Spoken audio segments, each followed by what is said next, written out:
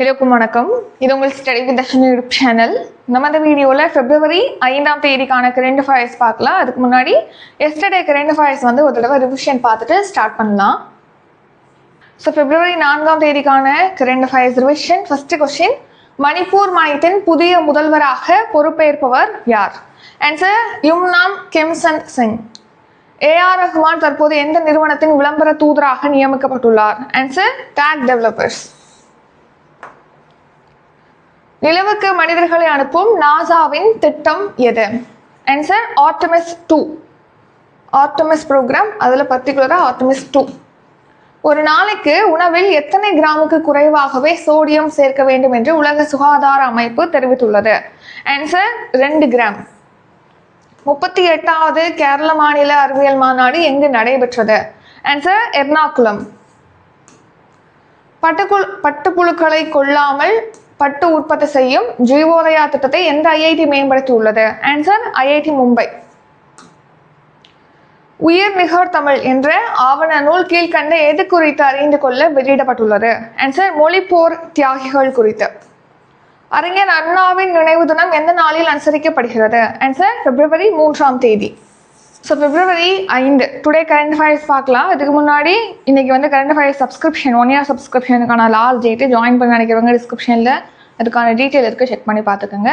Group 1 batch start ஆகுது, current affairs test பேட்சும் start ஆகுது, செக் பண்ணி பார்த்துக்கோங்க.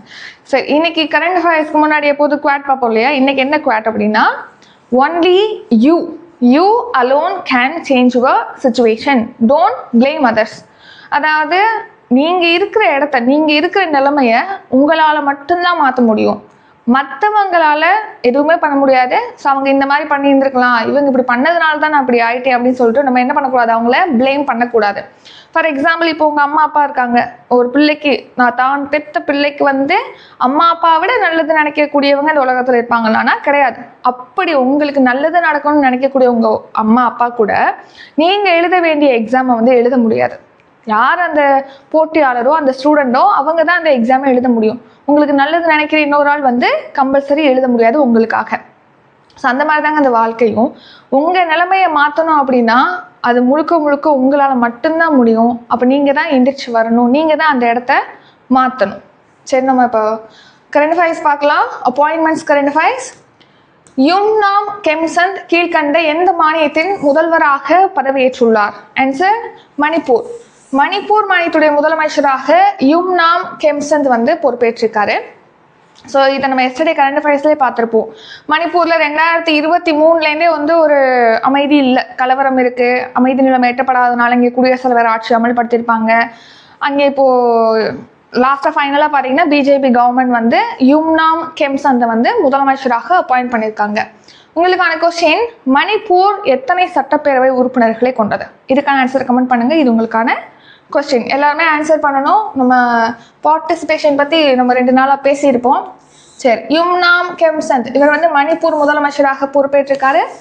முதலமைச்சர் நியமனம் பற்றி சொல்லக்கூடிய ஆர்டிகல் இருந்தால் ஆர்டிகல் 164. ஸோ ஆர்டிகல் 164 படி முதலமைச்சரை ஆளுநர் நியமிக்கிறாரு. முதலமைச்சருடைய பரிந்துரைப்படி அடுத்து உள்ள அமைச்சர்களையும் ஆளுநர் அப்பாயிண்ட் பண்ணுறாங்க. அடுத்த ஆர்டிகல் 164 சப்கிளாஸ் 2 சட்டப்பிரிவு 164 உட்பிரிவு 2 படி அமைச்சரவை மாநில சட்டப்பேரவை சட்டமன்ற பேரவைக்கு கூட்டு பொறுப்பு, அதுதான் ரெஸ்பான்சிபிள். அமைச்சரவை இந்த மாநில சட்டப்பேரவைக்கு ரெஸ்பான்சிபிளான ஒன்று அப்படின்னு சொல்லிட்டு சொல்லக்கூடியதான் ஆர்டிகல் 164 சப்கிளாஸ் 2. அடுத்து வயது. இப்போ ஒரு பொறுப்பு இருக்கணும்னா அதுக்கு ஏஜ் குவாலிஃபிகேஷன் இருக்கும் இல்லையா? இப்போ சீஃப் மினிஸ்டர் ஆகணும், அமைச்சர் ஆகணும், நெக்ஸ்ட் சட்டப்பேரவை உறுப்பினர் ஆகணும் அப்படின்னா அதுக்கு 25 years கம்ப்ளீட் ஆயிருக்கணும். அதுவே லெஜிஸ்லேட்டிவ் கவுன்சில் அப்படின்னு சொல்லிட்டு இருக்கு, மேலவை அப்படின்னு இருக்கு இல்லையா? நம்ம ஸ்டேட்ல இல்லை, சில ஸ்டேட் நிறைய ஸ்டேட் யூனிகேமரல், சில ஸ்டேட் தான் 2 அவைகளை கொண்டு இருப்பாங்க, பைகேமரல். மேலவை இருந்துச்சு அப்படின்னா மேலவை உறுப்பினர் ஆகிறதுக்கு என்ன வயது தகுதி அப்படின்னா 30 வயது நிரம்பி இருக்கணும். அடுத்து மணிப்பூருடைய ஆளுநர் யாருன்னா அஜய்குமார் பல்லா. கேபிட்டல் எது அப்படின்னா இம்பால். அடுத்து நேஷனல் கரண்ட் அஃபேர்ஸ். இந்திய தனித்துவ அடையாள ஆணையம் எந்த ஆண்டு தொடங்கப்பட்டது? ஆன்சர் 2009 தான் இந்திய தனித்துவ அடையாள ஆணையம் அப்படிங்கிறது தொடங்கியிருப்பாங்க. இந்திய தனித்துவ அடையாள ஆணையம் தான் இந்த ஆதாரை இஷ்யூ பண்றாங்க. ஸோ இப்போ எதுக்காக இந்த இந்திய அடையாள அதாவது இந்திய தனித்துவ அடையாள ஆணையம் பற்றி பார்க்குறோம், UDAI பற்றி பார்க்குறோம் அப்படின்னா, இப்போ இந்த இந்திய தனித்துவ அடையாள ஆணையம் பார்த்தீங்கன்னா இப்போ இறந்துருப்பாங்க இல்லையா, மரணம் அடைந்திருப்பாங்க இல்லையா, அவங்களோட 2.5 கோடி பேரோட ஆதார் எண்களை செயலிழப்பு செஞ்சுருக்காங்க. ஏன்னா அது தொடர்ந்து இயக்கத்தில் இருக்குது. இறந்து போனவங்களை அந்த லிஸ்ட்லேருந்து எடுக்கலைன்னு வச்சுக்கோங்களேன், அதை தவறுதலாக யூஸ் பண்ணிக்குவாங்க அந்த நம்பரை, அப்படி தானே. ஸோ அதனால இப்போ செயலிழப்பு செஞ்சுருக்கதா சொல்லியிருக்காங்க. அதனால தான் இந்த இந்திய தனித்துவ அடையாள ஆணையம் பற்றி பார்க்குறோம்.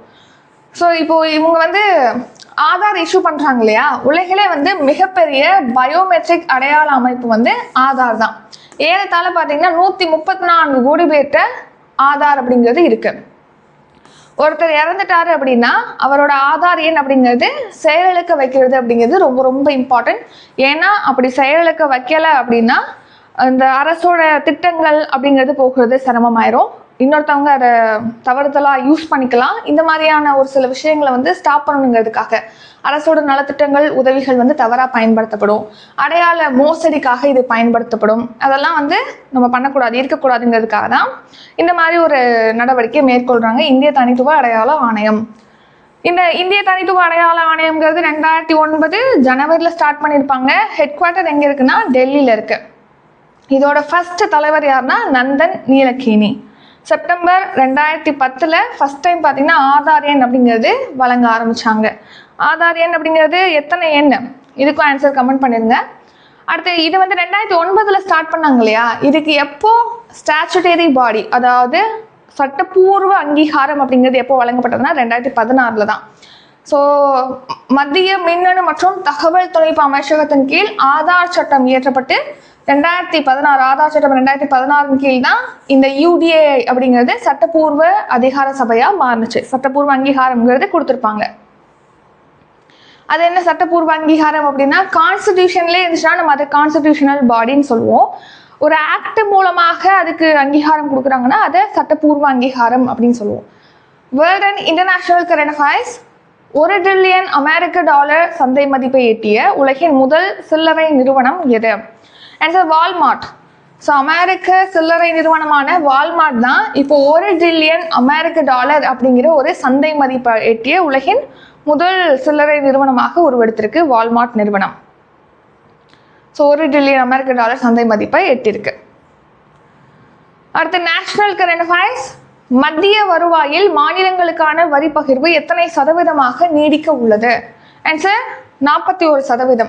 ஸோ ஏற்கனவே 15வது நிதி ஆணையம் அப்படிங்கிறது நம்ம மாநிலங்களுக்கு 41 அதாவது 41% வந்து பகிர்ந்தளிக்கலாம் அப்படின்னு சொல்லிட்டு பரிந்துரை அளிச்சிருப்பாங்க. அதன்படி தான் வரி பகிர்வு அப்படிங்கிறது இப்போ இருந்துட்டு வந்துச்சு. அடுத்து 16வது நிதி ஆணையம் அமைச்சாங்க இல்லையா, அந்த 16வது நிதி ஆணையமே மாநிலங்களுக்கு 41% வரியை வந்து பகிர்ந்தளிக்கணும் அப்படின்னு சொல்லிட்டு பரிந்துரை அளிச்சிருக்காங்க. ஸோ அதே தொடர போகிறதா சொல்லியிருக்காங்க. ஆன்சர் 41. ஸோ மத்திய நிதி ஆணையம் அப்படிங்கிறது எதுக்காக அமைக்கிறாங்கன்னா, ஒரு 5 இயர்ஸ் ஒன்ஸ் வந்து அமைப்பாங்க. எதுக்காகனா மத்திய அரசுக்கு வருவாய் கிடைக்குது இல்லையா, ஆனால் நிறைய செலவுகள் யாருக்கு இருக்குன்னா ஸ்டேட் கவர்மெண்ட்டுக்கு தான் இருக்குது. அப்போ மத்திய அரசுக்கு வரக்கூடிய மொத்த வரி வருவாயில் ஒரு குறிப்பிட்ட பர்சன்டேஜை மாநிலங்களுக்கு பகிர்ந்தளிக்கணும் அப்படின்னு சொல்லிட்டு ஒரு ஆணையம் அமைப்பாங்க. அதுதான் நிதி ஆணையம். அந்த நிதி ஆணையம் தான் பரிந்துரை அளிப்பாங்க, இவ்வளோ கொடுங்க அப்படின்னு சொல்லிட்டு அந்த பரிந்துரைப்படி சென்ட்ரல் கவர்மெண்ட் வந்து ஷேர் பண்ணுவாங்க. ஸோ இப்போ 16வது நிதி ஆணையம் அதாவது நிதிக்குழு அப்படின்னு உங்களுக்கு கேட்கலாம், நிதி ஆணையம் அப்படின்னு கேட்கலாம். 16வது நிதிக்குழு பார்த்தீங்கன்னா 41% கொடுக்கலாம் அப்படின்னு சொல்லிட்டு பரிந்துரை அளிச்சிருக்காங்க. ஸோ அதன்படி இப்போ அதே கண்டினியூ பண்ண போகிறதா சொல்லியிருக்காங்க. ஸோ 16வது நிதிக்குழுவுடைய தலைவர் யாருன்னா அரவிந்த் பனகாரியா. அடுத்து நிதிக்குழு வந்து மத்திய மாநில அரசுகளுக்கு இடையிலான நிதி உறவுகளை சட்டப்பூர்வ ஆலோசனைகளை வழங்கக்கூடிய ஒரு அரசமைப்பு சட்ட அமைப்பு தான் இந்த நிதிக்குழு. இந்த அரசமைப்பு சட்ட அமைப்புனா கான்ஸ்டிடியூஷன்லேயே இதை பற்றி பேசியிருக்காங்க அப்படின்னு அர்த்தம். அப்போது எந்த ஆர்டிக்கல் குறிப்பிடுறாங்க அப்படின்னா 280 சட்டப்பிரிவு 280 தான் நிதி ஆணையம் பற்றி சொல்கிறாங்க. மத்திய மாநில அரசுகளுக்கு இடையில நிதி உறவுகள் பற்றி ஆலோசனைகள் வழங்குறது, வரி பகிர்வு பற்றி பரிந்துரைகளை வழங்கணும் அப்படிங்கிறதுக்காக 5 இயர்ஸ் ஒன்ஸ் இந்த மாதிரி நிதி ஆணையத்தை அமைக்கணும் அப்படின்னு இந்தியன் கான்ஸ்டிடியூஷன்லேயே சொல்லியிருக்காங்க. ஸோ அதன்படி 5 ஆண்டுகளுக்கு ஒரு முறை நிதிக்குழு அப்படிங்கிறத அமைக்கிறாங்க. 16வது நிதிக்குழு 2023 டிசம்பர் 31 அமைச்சிருக்காங்க. இதில் full time member, part time member அப்படின்னு சொல்லிட்டு இருப்பாங்க இல்லையா. ஃபுல் டைம் மெம்பர் முழு நேர உறுப்பினர்களாக யார் யாரெல்லாம் இருந்திருக்காங்க அப்படின்னா அன்னி ஜார்ஜ் மேத்யூ, அடுத்து மனோஜ் பாண்டா. பகுதி நேர உறுப்பினர்களாக சௌமியா காந்தி கோஷ், அப்புறம் டி ரவிசங்கர், இவங்கெல்லாம் வந்து பகுதி நேர உறுப்பினர்களாக இருந்திருக்காங்க. அடுத்து ஆர்டிகல் 281. 280ங்கிறது நிதி ஆணையம் அமைப்பது பற்றி சொல்லுது. ஆர்டிகல் 281 அப்படிங்கிறது நிதி ஆணையம் வந்து கொடுக்குறாங்க இல்லையா பரிந்துரைகள், அந்த பரிந்துரைகளை குடியரசுத் தலைவர் நாடாளுமன்றத்தில் ஒவ்வொரு அவையிலையுமே சமர்ப்பிக்கணும் அப்படின்னு சொல்லிட்டு இந்த ஆர்டிகல் 281 ஆனது சொல்லுது. அடுத்து central government scheme Pradhan Mantri Surya கர் முஃப்தி பிஜிலி யோஜனா எந்த ஆண்டு தொடங்கப்பட்டது? ஆன்சர் 2024 February மந்த் தான் லான்ச் பண்ணியிருப்பாங்க இந்த பிரதான் மந்திரி சூர்யா கர் முஃப்தி பிஜிலி யோஜனா. இது என்னன்னா பிரதமரின் சூரிய வீடு இலவச மின்சார திட்டம். அதாவது வீட்டோட மேற்கூரைகளில் பார்த்தீங்கன்னா சோலார் பேனல்ஸ் அப்படிங்கிறது பொருத்துவாங்க, சூரிய மின் தகடுகள் பொருத்தி அதன் மூலமாக மின்சாரம் உற்பத்தி செய்கிறது. ஸோ அதை இன்ஸ்டால் பண்ணுறாங்களே வீட்டோடைய மேற்கூரைகளில் இந்த சோலார் பேனல்ஸை இன்ஸ்டால் பண்ணுறாங்களே அந்த வீடுகள், அவங்களுக்கு பார்த்தீங்கன்னா மானியமும் கொடுப்பாங்க. எவ்வளவுக்கு சோலார் பேனல்ஸ் அமைக்கிறாங்களோ அதுக்கேற்ற மாதிரி மானியத்தை வந்து கவர்மெண்ட் வந்து ப்ரொவைட் பண்ணுறாங்க. அது மட்டும் இல்லாமல் அவங்களுக்கு 300 யூனிட் இலவசமான மின்சாரமும் கவர்மெண்ட் ப்ரொவைட் பண்ணுறாங்க. உற்பத்தி போக ரிமைனிங் வருள்ள மின்சாரம் அதை அந்த வீட்டு நபர்கள் இருக்காங்களே அந்த குடும்ப உறுப்பினர்கள் அவங்க விற்பனை செஞ்சு அதன் மூலமாகவும் அவங்க லாபம் பண்ணிக்கலாம் அப்படின்னும் தெரிவிக்கிறாங்க. அதுக்கு தான் இந்த பிரதான் மந்திரி சூர்யா கர் முஃப்தி பிஜிலி யோஜனா. இப்போ இதுக்காக இந்த பிரதான் மந்திரி சூர்யா கர் முஃப்தி பிஜிலி யோஜனா பற்றி பார்க்குறோம்னா, இப்போ இந்த திட்டத்தில் 28 லட்சத்துக்கும் மேற்பட்ட வீடுகளானது பயனடைஞ்சிருக்கு. அப்போ என்னது 28 லட்சம் வீடுகளில் சோலார் பேனல்ஸ் அமைச்சிருக்காங்க, அவங்களுக்கு மானியம் கொடுத்துருக்காங்க அப்படிங்கிறத மீனிங். ஸோ அவங்களுக்கு மானியமாக எவ்வளோ கொடுத்துருக்காங்க? 16,000 கோடி அளவுக்கு நிதி உதவிங்கிறது கொடுத்துருக்காங்க. ஸோ 1 கோடி வீடுகளில் என்ன பண்ணணும்? சோலார் பேனல்ஸை பொருத்தி 1 லட்சம் கோடி யூனிட், எவ்வளோ மின்சாரம்? 1 லட்சம் கோடி யூனிட் மின்சாரத்தை உற்பத்தி செய்யணும். அடுத்து இப்போ எதுக்காக நம்ம ரினியூவபிள் எனர்ஜிக்கே போகிறோம், சோலாருக்கே ஏன் போகிறோம் அப்படின்னா கார்பன் டை ஆக்சைடு வெளியேற்றத்தை வந்து குறைக்கணும், கரியமில வாயு உமிழ்வை வந்து குறைக்கணும். ஏன்னா புவி வெப்பமயமாதலுக்கு இது இந்த வாயு அப்படிங்கிறது ரொம்ப காரணமாக இருக்குங்கிறனால. சப்போஸ் கரியமில வாயு வெளியேற்றத்தை 72 கோடி டன் குறைக்கிறதுக்கு தான் டார்கெட் வச்சு இந்த ஸ்கீமை வந்து லான்ச் பண்ணியிருக்காங்க. ஸோ ஒவ்வொரு சூரிய மின் உற்பத்தி தகடும் சுமார் 25 ஆண்டுகள் வரைக்கும் இருக்கும். அப்போ இந்த 25 இயர்ஸ்க்குள்ளே இந்த டார்கெட்டையும் ரீச் பண்ண முடியும் அப்படின்னு சொல்லியிருக்காங்க. அடுத்து இந்த ஸ்கீம் எப்போ ஸ்டார்ட் பண்ணாங்க? 2024 February 15 தொடங்கியிருக்காங்க. 1 கோடி வீடுகளில் மேற்கூரைகளில் சோலார் பேனல்ஸை பொருத்தி ஒவ்வொரு மாதமும் அந்த பொருத்தக்கூடிய அந்த குடும்பங்களுக்கு 300 யூனிட் இலவசமான மின்சாரம் கொடுப்பாங்க. இப்போது 40,000 மெகாவாட் மின்சாரம் தயாரிக்கிறதுக்காக திட்டமிட்டிருக்காங்க. 75,000 கோடி மதிப்பீட்டில் தான் பட்ஜெட்டில் தான் இந்த ஸ்கீமை வந்து லான்ச் பண்ணியிருக்காங்க. இந்த திட்டத்தில் பார்த்தீங்கன்னா 15,000 18,000 வரைக்கும் அந்த குடும்ப நபர்கள் வந்து சேமிக்க முடியும். ஸோ அவங்களுக்கு யூஸ் பண்ணுறது போக மீத மின்சாரத்தை வந்து அவங்க விநியோகம் செய்ய முடியும். ஸோ அப்போது 15,000 18,000 ரூபாய் வரைக்கும் 1 மந்த்துக்கு சேவிங்ஸ் இருக்கும். அடுத்து பார்த்தீங்கன்னா 1 கிலோவாட் சூரிய மின் தகடுகளை மேற்கூரைகளில் வந்து பொருத்துறாங்க, இன்ஸ்டால் பண்ணுறாங்க அப்படின்னா அந்த குடும்பத்துக்கு வந்து 30,000 ரூபாய் அப்படிங்கிறது மானியம் கொடுக்குறாங்க. 2 கிலோவாட் அப்படின்னா 60,000 மானியம். 3 கிலோவாட் அதுக்கும் மேலே வந்து சோலார் பேனல்ஸ் பொருத்துறாங்க அப்படின்னா 78,000 ரூபாய் அவங்களுக்கு மானியமானது கொடுப்பாங்க. நெக்ஸ்ட் தமிழ்நாடு ஸ்கீம் என் கனவு என் எதிர்காலம் திட்டத்தை தொடங்கி வைத்தவர் யார்? ஆன்சர் மு.க. ஸ்டாலின். ஸோ முதலமைச்சர் ஸ்டாலின் அவர்கள் தான் என் கனவு என் எதிர்காலம் அப்படிங்கிற திட்டத்தை இப்போ February 4 விழுப்புரத்தில் தொடங்கி வச்சுருக்காங்க. ஸோ நம்ம உங்கள் கனவை சொல்லுங்கள் அப்படின்னு சொல்லிட்டு ஒரு ஸ்கீம் பார்த்துருப்போம். அந்த ஸ்கீம் வந்து ஒவ்வொரு குடும்பத்துக்கு வீடுகளுக்காக போய் அவங்களுடைய கனவுகள்லாம் என்னென்னு தெரிஞ்சுக்கிட்டு அதுக்கேற்ற மாதிரி அவங்க கனவுகளை நிறைவேற்றணுங்கிறதுக்காக தான் உங்கள் கனவை சொல்லுங்கள் திட்டம். அந்த உங்கள் கனவை சொல்லுங்கள் திட்டத்துடைய நீட்சியாக தான் இந்த என் கனவு என் எதிர்காலம் அப்படிங்கிற ஒரு ஸ்கீமை லான்ச் பண்ணியிருக்காங்க February 4. இந்த ஸ்கீம் பார்த்தீங்கன்னா எதுக்காகனா இளைஞர்களுடைய கனவை தெரிஞ்சுக்கிட்டு அந்த கனவுக்கு ஏற்ற மாதிரி எதிர்கால திட்டங்களை வகுக்கணுங்கிறதுக்காக. அதுக்காக ஒரு இணையதளத்தையும் இப்போ லான்ச் பண்ணியிருக்காங்க சீஃப் மினிஸ்டர் ஸ்டாலின் அவர்கள். ஸோ இந்த இணையதளத்தை பார்த்தீங்கன்னா இளைஞர்கள் நலன் மற்றும் விளையாட்டு மேம்பாட்டுத்துறை தான் உருவாக்கியிருக்காங்க. அதை தான் இப்போ தொடங்கி வச்சிருக்காங்க ஸ்டாலின் அவர்கள். எங்கன்னா விழுப்புரத்தில் திண்டிவனத்தை அடுத்து கொல்லாறு கிராமத்தில் உள்ள சிப்காட் வளாகத்தில் தான் இதை தொடங்கி வச்சிருக்காங்க.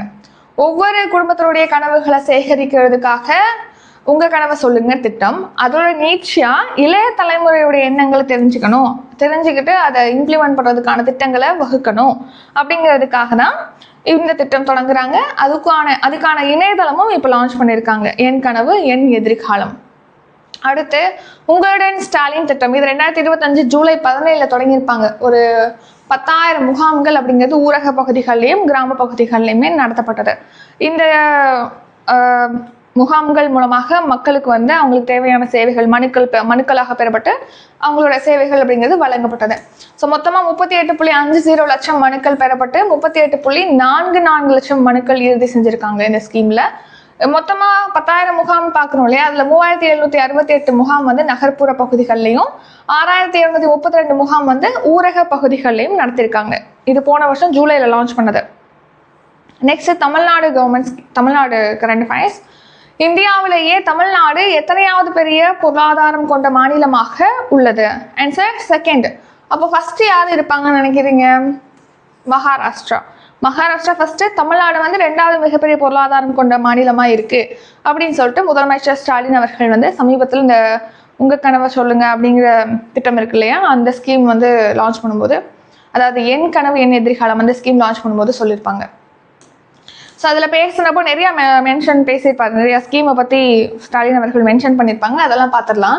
இந்தியாவிலே 2வது பெரிய பொருளாதாரம் கொண்ட மாநிலமாக நம்ம தமிழ்நாடு இருக்குன்னு இருக்காங்க. அடுத்து உங்கள் தொகுதியில் முதல்வர் அப்படிங்கிற ஒரு புதிய துறையானது தொடங்கப்படுது. இந்த எலெக்ஷன் டைமில் வாக்குறுதிகள்லாம் கொடுத்துருப்பாங்க இல்லையா, அந்த வாக்குறுதிகள்லாம் நிறைவேற்றும் வகையில் 100 நாட்களுக்கு மக்களுடைய மனுக்கள் பெறப்பட்டு 100 நாட்களுக்குள்ள தீர்வு காண்பதற்காக தான் உங்கள் தொகுதியில் முதல்வர் அப்படிங்கிற ஒரு புதிய துறையை வந்து ஸ்டார்ட் பண்ணியிருப்பாங்க. அதுக்கப்புறம் என்ன பண்ணியிருப்பாங்கன்னா, முதல்வருடைய தனிப்பிரிவு, முதல்வரின் உதவி மையம், அப்புறம் உங்கள் தொகுதியில் முதல்வர், இந்த 3ஐயும் ஒன்னா சேர்த்து முதல்வரின் முகவரி அப்படின்னு சொல்லிட்டு ஒரு புதிய துறையை வந்து ஸ்டார்ட் பண்ணாங்க. உங்கள் தொகுதியில் முதல்வர் அப்படிங்கிறது ஃபர்ஸ்ட் அந்த 100 டேஸ்ல மக்களுடைய மனுக்களை பெற்று அவங்களுக்கு தீர்வு காணணுங்கிறதுக்காக. அதுக்கடுத்து 3 துறையுமே ஒன்னா சேர்த்து முதல்வரின் முகவரி அப்படின்னு சொல்லிட்டு ஒரு புதிய துறையை வந்து ஸ்டார்ட் பண்ணாங்க. இந்த துறை மூலமாக 2021 மேலேருந்து இப்போ வரைக்கும் 1.49 கோடி மனுக்களுக்கு தீர்வு காணப்பட்டிருக்கு. நெக்ஸ்ட் 2023 நவம்பர்லேருந்து 2025 மார்ச் வரைக்கும் மக்களுடன் முதல்வர் திட்டம் ஒரு 3 ஃபேஸஸாக வந்து கண்டக்ட் பண்ணியிருப்பாங்க. இதுலேயும் முகாம் நடத்தி மக்களுடைய மனுக்கள் பெறப்பட்டு அதுக்கு தீர்வு காணப்பட்டது. அடுத்து பாருங்க, உங்களுடன் ஸ்டாலின் திட்டம். அதே சிமிலர் ஸ்கீம் தான் உங்களுடன் ஸ்டாலின் திட்டம்.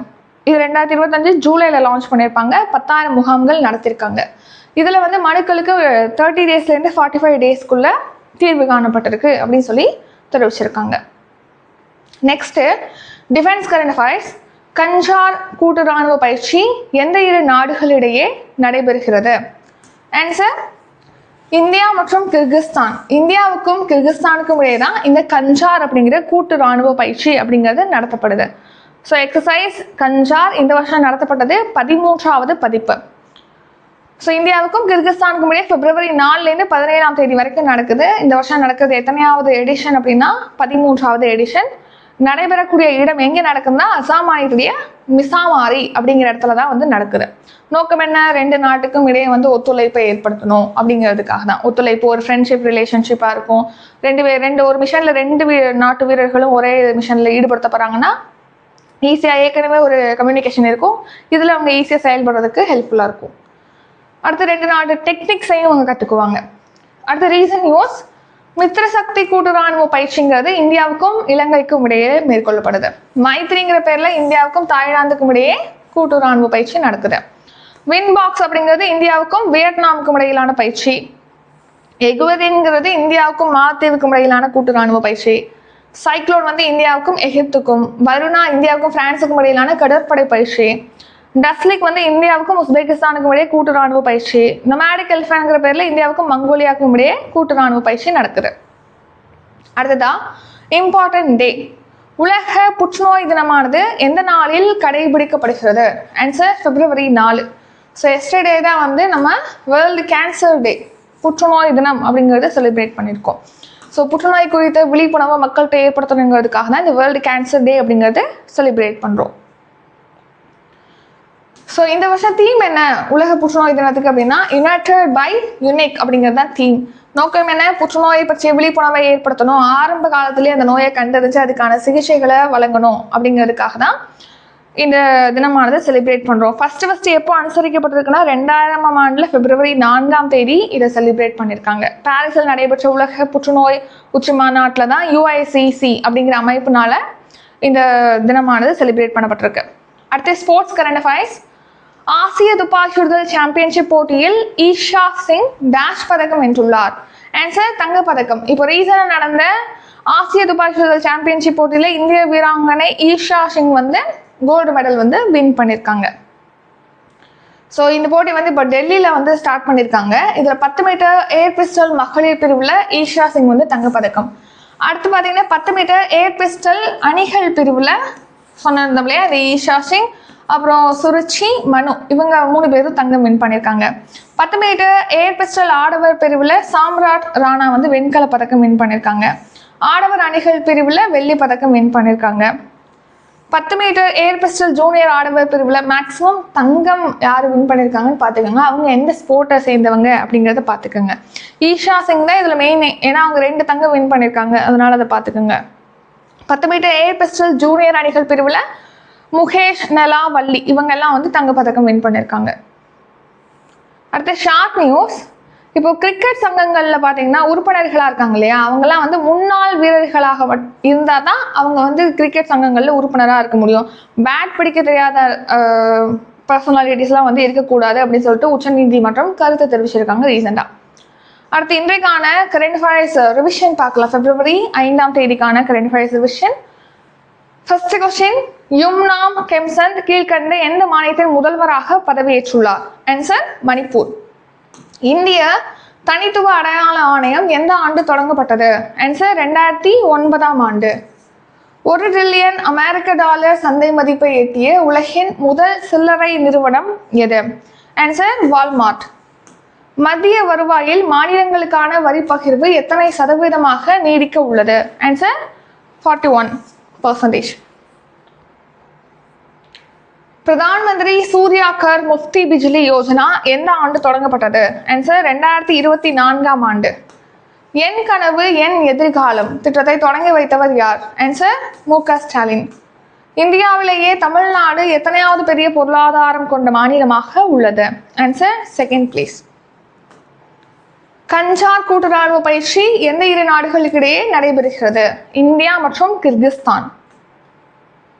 உலக புற்றுநோய் தினமானது எந்த நாளில் கடைபிடிக்கப்படுகிறது? Answer February 4. ஆசிய துப்பாக்கி சுடுதல் சாம்பியன்ஷிப் போட்டியில் ஈஷா சிங் டேஷ் பதக்கம் வென்றார்? Answer gold medal. இத்துடன் இன்றைக்கான கரண்ட் அஃபேர்ஸ் வீடியோ நிறைவடைகிறது. இந்த வீடியோ உங்களுக்கு பிடிச்சிருந்தா லைக் பண்ணுங்க, ஷேர் பண்ணுங்க. நம்ம சேனலை நீங்க இன்னும் சப்ஸ்கிரைப் பண்ணலன்னா மறக்காம சப்ஸ்கிரைப் பண்ணிக்கோங்க. நன்றி, வணக்கம்.